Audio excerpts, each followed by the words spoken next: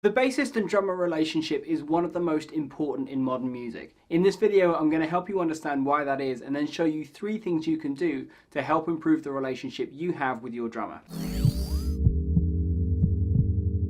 How's it going, guys? Hugh Richardson from OnlineBassGuitar.com here. On my channel, I do gear reviews and bass lessons like this one. So if you like what you see in this video, then consider subscribing and turning on notifications so you don't miss the next one. Together, a bassist and a drummer are often described as the foundation of the band, but what does that really mean? When we take a closer look and see what drums and bass are responsible for within a piece of music, this idea of them being the foundation starts to make a little bit more sense. Drums are responsible for the tempo.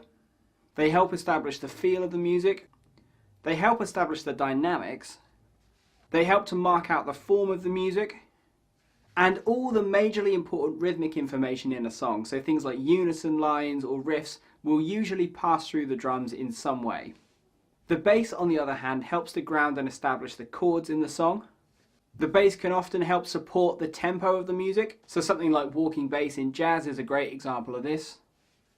And because the bass often plays a lot of rhythmically important material as well, it helps to serve as a bridge between the rhythmic instruments and the chordal instruments, allowing the chords to have influence within the rhythm and the rhythm to have influence within the chords. So now that we understand just how many important things rely on a solid relationship between the bassist and the drummer, we can start to look at 3 ways you can use this information to improve your relationship with the drummer. The first thing you can do is improve your own inner sense of timing and feel. Even though the drums often set the tempo of a piece of music, a drummer will still look to us as a bass player for support and help with maintaining that tempo.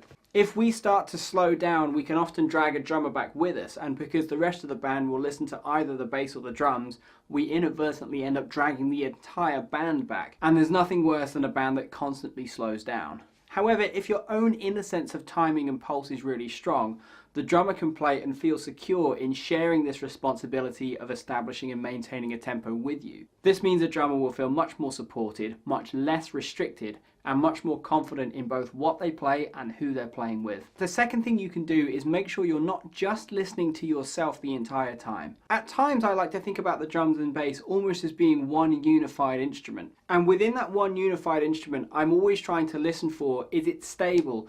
Does it keep a solid tempo? If I hear a drummer go for a fill after 8 bars of a groove, my first thought isn't necessarily, can I add a fill or can I do something flashy? What I try to think about is, what can I do to make the two of us still sound tight, feel strong, feel confident? What can I do to help maintain and strengthen this relationship that so many important aspects of the music rely on? And for them to suffer every 4 bars or every 8 bars or every time either the bass player or the drummer or both of them go for a feel can have a really bad effect on the music overall.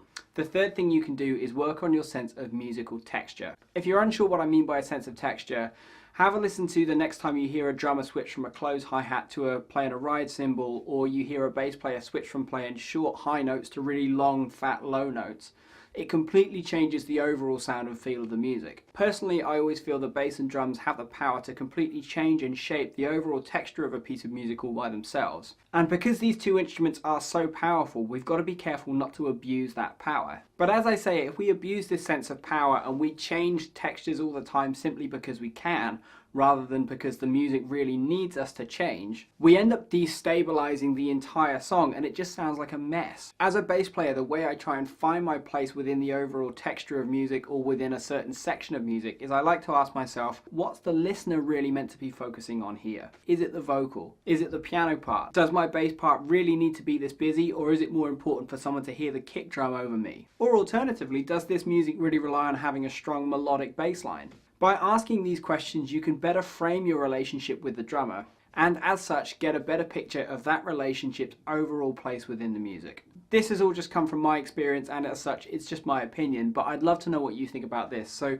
make sure you leave me a comment down below. If you've enjoyed this video, of course, I'd appreciate a thumbs up. Thanks again for watching. I'll see you real soon. Take care.